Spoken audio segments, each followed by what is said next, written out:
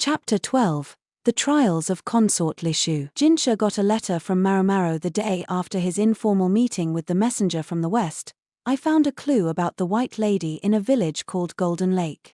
It was most convenient for him, or perhaps most inconvenient. The messenger from the west was one of the emissaries from Shao who had visited Li the year before, a woman named Eileen. She and her companion had looked so much alike that they might have been twins, but the other woman, Ayla, matters turned out to be complicated. When last she had visited, Ayla wore a red hairband and Eileen a blue one. This time, Eileen's entire garment was blue.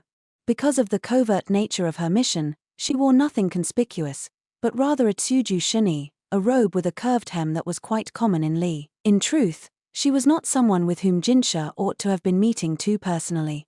The last time she'd seen him, he'd been dressed up as a woman and she had, embarrassingly, taken him for the moon spirit. Besides, he was busy. He wondered what she would talk about at this moment, whose guidance she was under, but it turned out to be Lahan's. Jinshi had thought he'd seemed to be up to something in the western capital, but he felt certain Lahan of all people wouldn't be doing anything sketchy, and had let the matter slide. It wasn't that he trusted Lahan so much as that he had a certain understanding of the other man's psychology. Lahan had some sort of fixation on beautiful numbers and unbeautiful numbers, and although Jinshi couldn't claim to quite understand it, he gathered that Lahan wouldn't do anything that violated his standards of beauty. Jinshi had expected about half of what Eileen said to him. The other half had been unexpected, but none of it was completely unreasonable. Lahan was already privy to the 2 points Eileen had brought up, and he hadn't shown any particular reaction. One thing she said did make Jinshi's head hurt: food exports or political asylum. Lahan had already talked to Jinshi about exports in the form of a root vegetable called sweet potatoes. It was a promising crop, one that could be grown even in poor soil and yielded a harvest many times that of rice. The fact that Lahan could come to him with such an idea immediately upon his return to the capital reminded him afresh that the La clan was nothing to sneeze at. The result was that Jinshi had spent the 2 weeks since his return working virtually without sleep. Just catching up was bad enough, but now there was even more to be done. His concerns at the rear palace were not over either. Another headache-inducing situation had arisen. He would have to find a way to justify exports to Shao to the bureaucracy, and it was unlikely that claiming they were a hedge against insect plague would do it. All the various measures Jinshi had already taken against the plague had seemed like enough. Any preventative moves the members of the bureaucracy made would be to forestall a catastrophe they foresaw falling upon their own heads. They didn't want to give themselves more work to do because of some groundless anxiety. That was the reality of it, so Jinshi had come up with a pretext. The forced labor to which the criminals captured during the Shi clan rebellion would be agricultural work. No one would object to the opening of new lands for that purpose. And when it came to land, there was plenty of it in the former Shi clan domain of Shihokushu. With the Shi stranglehold over the region broken, negotiations were likely to be easier than before. And there were lots of former farmers among the criminals. Their livelihoods would have gone back to how they had been before the clan had hired them. It might even be a little harder than it had been before. Jinshi wouldn't even have to put the plan into motion himself. He had somebody to handle things on his behalf. Specifically, a high official put in charge of Shihokushu after the destruction of the Shi clan. Someone who had been born and raised in the area, in fact, and had worked their way up the ranks as a regional official. They had experienced famine in the past, and when Jinshi had explained how growing sweet potatoes would prevent further starvation in the future, his case had been eagerly heard. Any necessary personnel could be recruited in Shihokushu. There was a ready supply of third sons of farmers, men who weren't entitled to any fields. If the rear palace could be considered public service under the Empress Regnant, then so could this. That was as far as Jinshi's planning had gone. He was quite capable, but he was no genius. There were still kinks to smooth out in the idea, but he would leave the details to those carrying it out. There would be pressure, yes, but they would just have to rise to the occasion. Jinshi didn't love to simply delegate matters, but he had other things to do. He was always slightly overworked, but he liked to think he had a sense of the scope of his duties. Jinshi lacked many truly trustworthy subordinates, but he did have a few. Each had their strengths, roles to which they were best suited. He picked up his cup as he considered what he would do about this letter. His ever-attentive lady, Suiren, saw the cup was empty, and with a "well, now," poured him more juice. Jinshi watched her, then spontaneously decided to show her Maomao's letter. "Do we have anyone available right now?" he asked. "Yes, several who just came back." "Pick someone suitable, then." "All right." Suiren put her hand to her cheek, thinking, "Why don't we try somebody new? It should be interesting." "Are you sure that's safe?" Jinshi asked uneasily. Suiren, though, continued to smile broadly. "Have I been wrong yet?" Jinshi could only offer a rueful smile in response to this display of confidence. Suiren had once attended upon the Empress Dowager herself. Even Maomao couldn't get the better of her. Suiren was one of those who had helped see to the safety of the Empress Dowager in that den of iniquity, the rear palace. The Empress Dowager, who had become pregnant with the current emperor at barely more than 10 years old. Jinshi was convinced that the fact that Suiren had been assigned to attend him was a show of motherly concern on the part of the Empress Dowager. "If you still don't believe me, then let me tell you a little secret," Suiren said, and then she whispered in Jinshi's ear. His eyes went wide. "Is that true?" "Yes. I was administering a bit of punishment when I discovered." Suiren's secret had no bearing whatsoever on Jinshi's work, but it was very useful information to him personally. He wondered, though, what was this punishment she was talking about? He decided that for the moment, some questions were better left unasked. "I'm sure you'd like to emerge victorious from time to time, young master," Suiren said, with a gesture that was girlish and charming despite her years. No sooner had Jinshi registered that, though, than she had returned to the prim, capable lady-in-waiting. "I'll see to it immediately," she said. She bowed, and exited the room without so much as the sound of a footstep. Jinshi knew Suiren would take care of things. He could focus on other work. The other problem brought to him by Special Envoy Eileen, for example. Something that appeared to be news even to Lahan. Jinshi hadn't wanted to hear it, he would have preferred to plug his ears. It was enough to threaten to shatter his impenetrable smile. What kind of problem was it?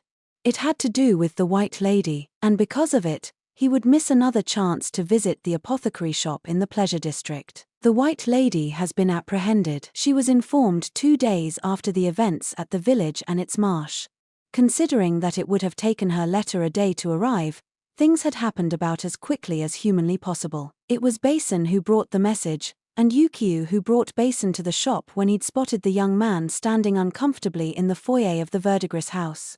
Basin had visibly relaxed when Maomao had told him that her sister Perrin was with someone that day and wasn't in. The shop was rather cramped, so Maomao asked the madam to ready a room for them.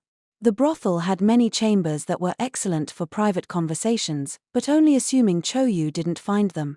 The over-curious brat would inject himself directly into any conversation.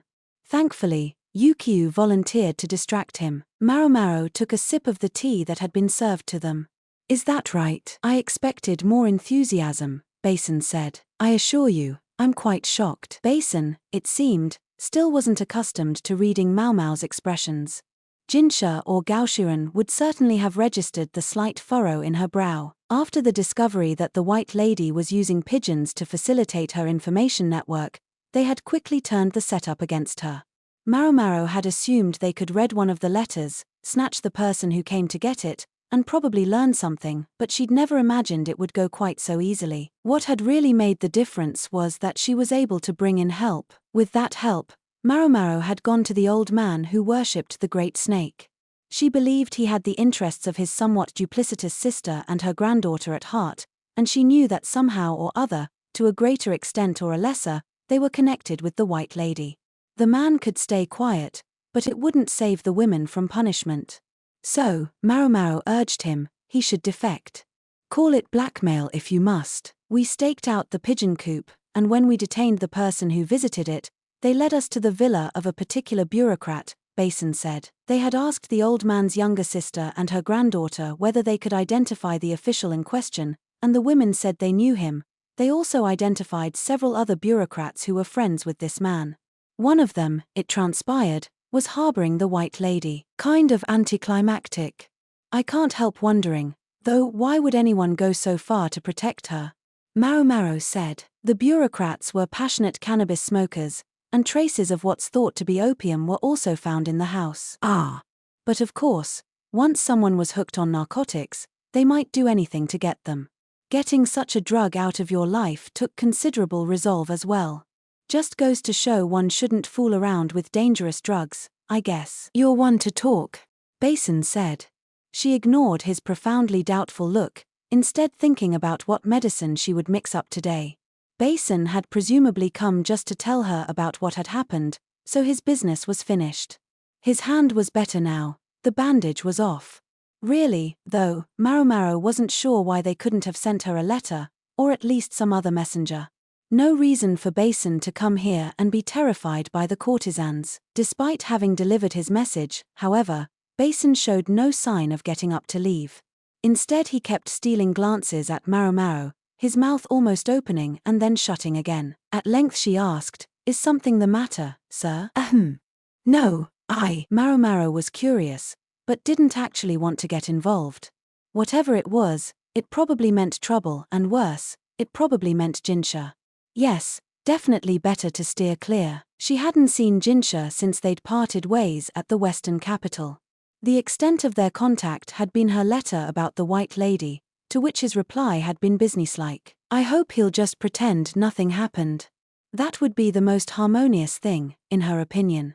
Unfortunately, the world wasn't a decent enough place to give you harmony just because you wanted it. Basin finally stopped flapping his mouth and looked her square in the eye, clearly resolved to say what he had to say. "I have a question for you.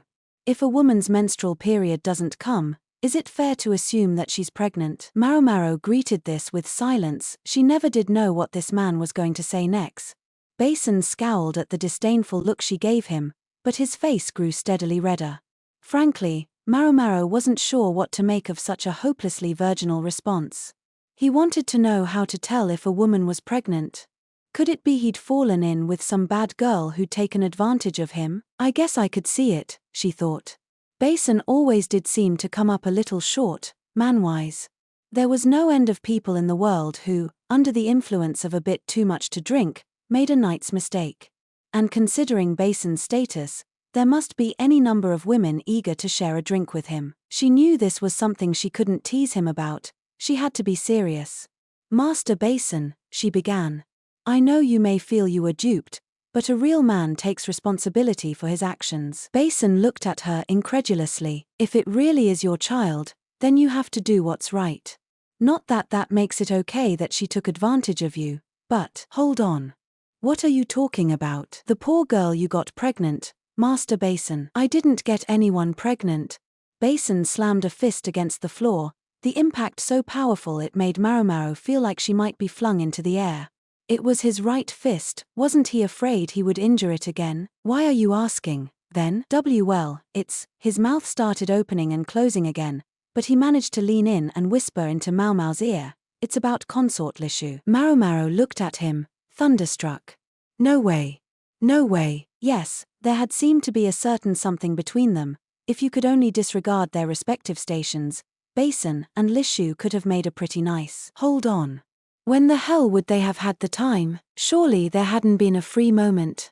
Then again, Maomao had hardly been watching them 24/7, so she couldn't be sure. Then again, had they ever looked like they'd?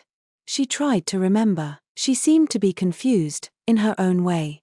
As she thought, she rifled through her medicine cabinet and produced a packet of something that she placed in front of Basin. "This is a relatively harmless abortifacient," she said, something she kept on hand for the courtesans. "I'm not certain I can control my strength, but may I hit you?" Basin asked with uncharacteristic politeness.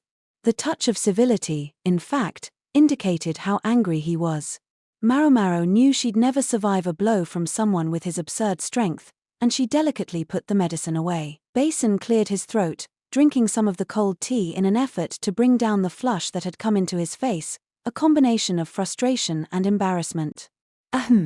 What I'm saying is, a certain august personage is in a difficult position. Apparently desperate to avoid using so much as a personal pronoun, he resorted to extremely circuitous locutions. When one has been away from a certain place for quite a long time, and then returns to this certain place, one is subject to the same strictures as if one were entering it for the first time. A certain place was no doubt the rear palace. "Ah, so that's what's going on," Maomao said, slapping her knees. There were stipulations when entering the rear palace.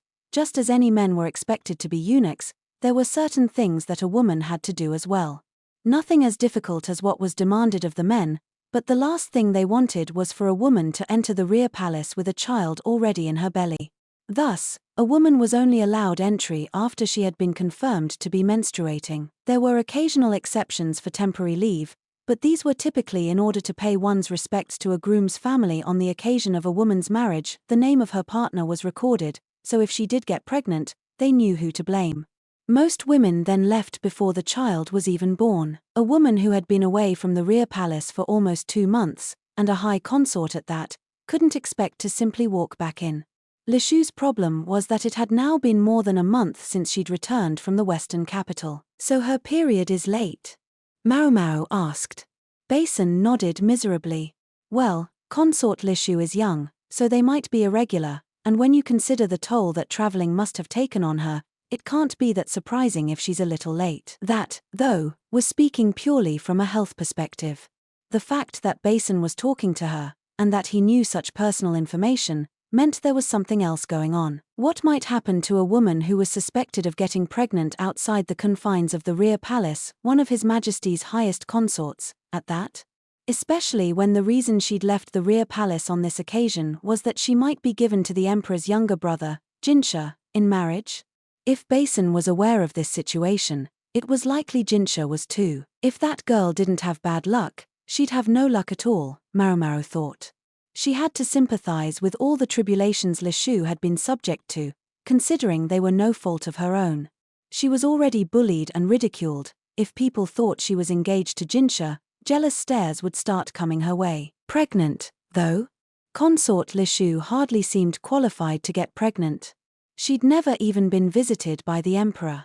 In light of which, Maomao was starting to think she saw what Basin was driving at. You want me to prove that nothing untoward happened with consort Lishu? That brought an undisguised look of relief to Basin's face. You'll do it. I will. I'll need to be able to go to the palace, though, and I'm not sure they'll let me in. A doctor maybe, but a random apothecary? Don't worry about that. I've already spoken to the head of the medical office. And Sir Luo Men has kindly agreed to come as well. That made things easy. So Basin had already had everything in place when he arrived. As for why Luo Men was involved, it was likely Basin didn't trust the quack to handle this, but knew that not just any male doctor could attend on the consort. Maomao's adoptive father was the perfect compromise. Maomao was excited at the prospect of seeing her old man again. It had been a while. She felt bad for Lishu, but she personally was downright happy. Basin, by contrast, continued to look grim. Maybe she should have pursued the matter with him, but she wasn't thinking about it that deeply at the time. The next day, a messenger from the palace arrived. Maomao left Sazin in charge of the shop, as usual. Please don't be long, he said. What was he, her pet dog? He was always like this. Maomao had made sure Choyu would be out shopping with Yukio when she left, and she was glad she had. She'd talked to the madam, and even the old lady understood the boy couldn't possibly go with her to the palace. Choyu might have been gone, but Maomao the cat nuzzled at her persistently, until she picked her up by the scruff of the neck and put her on Sazen's head. Hey, I'm hot, he said, but he didn't look especially unhappy as he savored the white fur of the cat's belly against his face. It seemed to be a perk of these outings that they felt she needed to be presentable, and so gave her new clothes whenever she was summoned on these errands. They never asked for them back, so Maomao always either sold the outfits to the used clothing store or put them up for auction among the courtesans. In addition to the usual robe, this time there was a white overrobe. Something to serve as a doctor's apron in this warm season. If they were summoning Maomao, it implied that the consort's period still hadn't come. She decided to prepare some wenjing tang, a concoction that aided blood flow, just in case. There were several other remedies that might help, but Maomao picked one with minimal side effects. She assumed Luo Men would have some ready as well. How could he not, being so much more experienced than she was? But she thought the consort might be less intimidated to receive the medicine from a fellow woman rather than a eunuch. The carriage rolled through the palace grounds, stopping somewhere near the rear palace.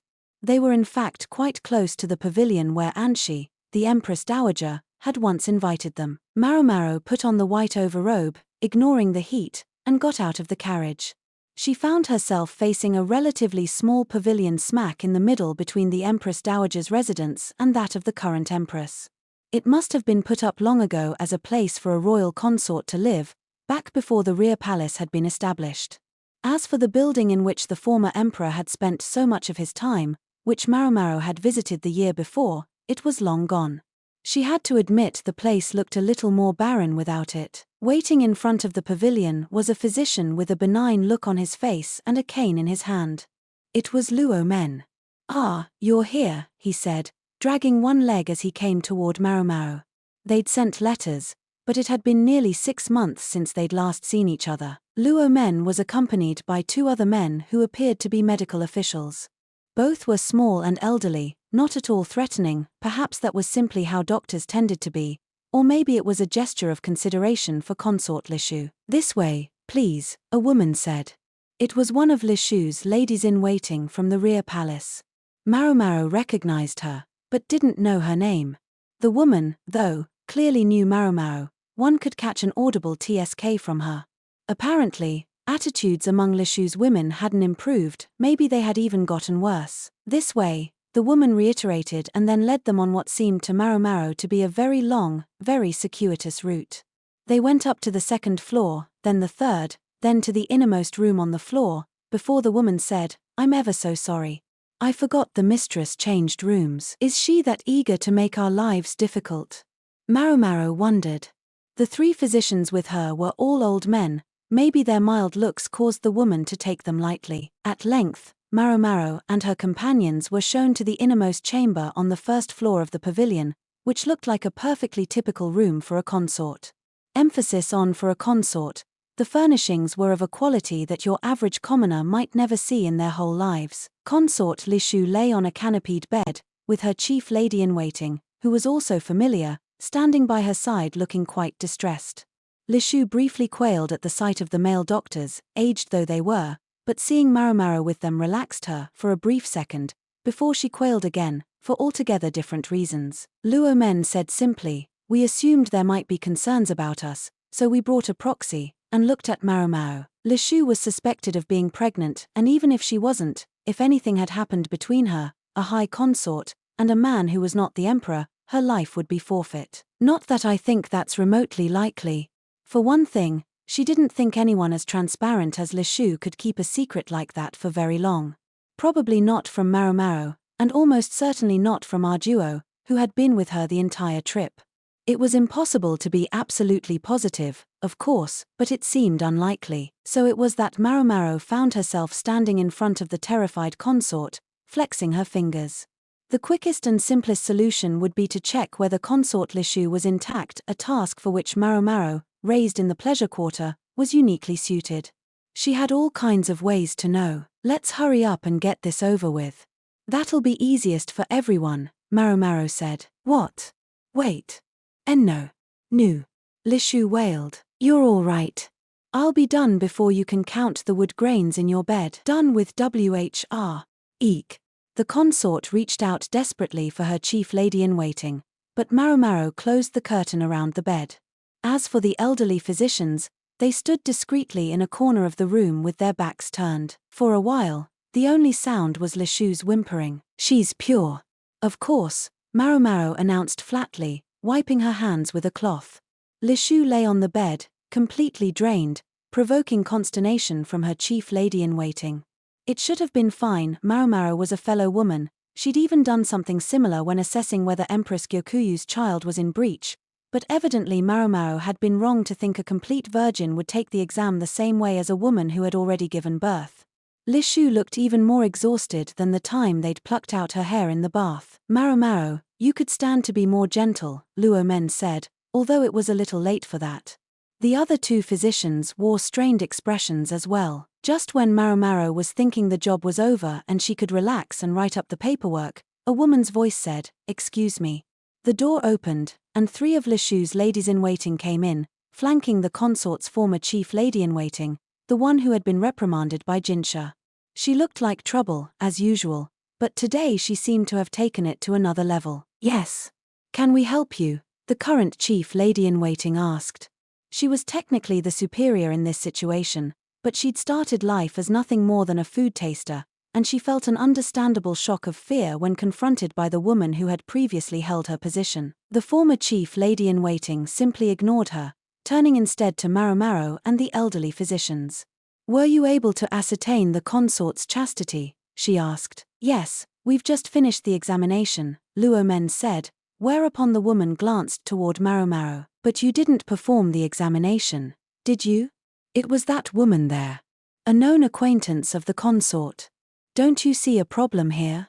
She seemed to be suggesting that Maomao might lie to protect Lishu, an attitude Maomao rightfully found irritating. "Perhaps you'd like to join me in conducting a re-examination, then," she said. "Maybe we should call a midwife too, just to be extra safe." Her idea provoked looks of distress from Lishu and her chief lady-in-waiting.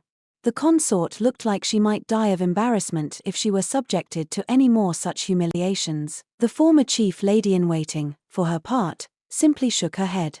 It was almost like she thought she was the one in charge here. She'd certainly gotten more self-important since Maomao had seen her last. Before, at least she'd been willing to pretend to be deferential to the consort. The reason for her arrogance soon became clear. She was holding it in her hand. "I must say, I dearly hoped it wouldn't come to this, but I found this, and felt honor-bound to bring it to your collective attention." She put a piece of paper on the table. Maomao couldn't help noticing how crumpled it was. "I confess, I couldn't believe the consort would write such a thing." The woman leaned dramatically, almost theatrically, against the table. When Maomao saw what was written on the page, she could only frown. "A love letter," the former chief lady-in-waiting announced. "To someone who is not His Majesty." The page was covered in pretty, girlish characters, and a plenitude of sweet nothings and proclamations of love. "So that's why she took us on the scenic route," Maomao thought, finally understanding why the attendant had led them to the wrong room before finally bringing them to consort Lishu. She hadn't been playing a nasty little joke, she'd been buying time. The former chief lady-in-waiting called for an official who was outside the room. Maomao wasn't sure why she would be so eager to do that. The consort's infidelity would have consequences for her ladies-in-waiting as well. Above all, the question of whether the letter was really Lishu's bothered Maomao, but the handwriting had already been examined and determined to be hers. Maomao and the doctors were shooed out of the building before they had a chance to question the consort. It seemed the former chief lady had wanted to act before Maomao could do her examination, but the delaying tactic hadn't gained enough time for that. Instead, one might say, she'd resorted to force. Maomao and her companions decided to go back to the palace medical office. Maomao was an outsider, while Luomen and his two fellow physicians were none of them forceful personalities. If they were ordered to leave, there was little they could do but leave. Maomao was determined to at least write up a report on her findings. The former chief lady-in-waiting had insisted that Maomao's word wasn't trustworthy, but that wasn't hers to judge. If nothing else, the doctors with her had seen Lishu's face, and they seemed to believe that Maomao was right. "That was rather brazen," remarked elderly physician number 1. He had a lanky frame that made one think of a barren tree. "Yes. It was almost too much to watch," responded elderly physician number 2, a portly man with fingers like sausages. Luomen was hardly younger than the two other doctors, but as the newest member of the office, it was he who served the tea. Maomao got up to help him, but he sat her back down, insisting that she focus on writing. "The rear palace has always had people like her, but it's always disappointing to realize that kind is still alive and well," said the first doctor. "You said it," said the second. "I'm not saying women are evil, just that some of them make a room a darker place. It's the same in the palace at large." Maomao cocked her head, surprised. They talked as if they'd been to the rear palace. "You're not eunuchs, are you, sirs?" "No, we're not. We were in the rear palace, but we're not castrated. We got out of there before they got us." Back in the day, a doctor didn't have to be a eunuch to go to the rear palace. Although they did make you take a strange drug any time you visited. Maomao remembered, the most notorious scandal in the rear palace had taken place decades ago when a doctor had gotten involved with a woman serving there and made her pregnant. Or at least, that was the story. It had in fact been the doing of the former emperor, but the deed was pinned on the unfortunate physician, who was banished along with the child. Problem solved, As far as the bureaucracy was concerned, these days, the old quack was the only doctor in the rear palace, but at the time of that incident, there had been many physicians serving there naturally enough, as it hadn't been necessary to give up one's manhood in order to do it. Well and good for them. I was a little late making my exit, and here I am, Luo Men said blandly as he placed teacups on a tray. It's your own fault, Xiaomen. You never think anything is urgent enough to rush about. Elderly physician number 1 chuckled. That's right, but you sure helped us. Number 2 chortled. They both seemed to be having a good time, while Luo Men simply looked a bit bemused. What else could he do?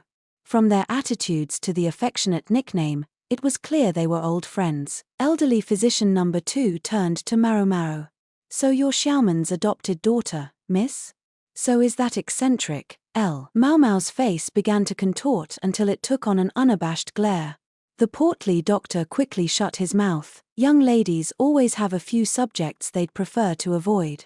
Let's respect that, the lanky doctor said astutely. Clearly, age had brought him wisdom. Most helpful. Getting back to the subject, so the rear palace has always had plenty of people like her? Maomao asked. Yes. Chaotic elements. When the Empress Regnant had been in power, the women in the rear palace had been engaged in kicking each other down. Officials were selected, and selected frequently, on the basis of ability, and so the rear palace became a microcosm of the tension that pervaded the entire court. And people say there were lots of spies too. Spies? Evidently, the endless battles amongst the consorts inspired them to start using maids in hopes of scrounging up inside information. Once in a while, even ladies-in-waiting would turn traitor, the physician said.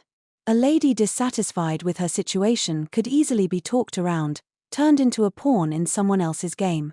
Or again, one might lean on the power of one's parents to exploit a weakness of the target's parents, and so the pecking order in the rear palace could change with dizzying speed. It got exceptionally bad when the current Empress Dowager became pregnant.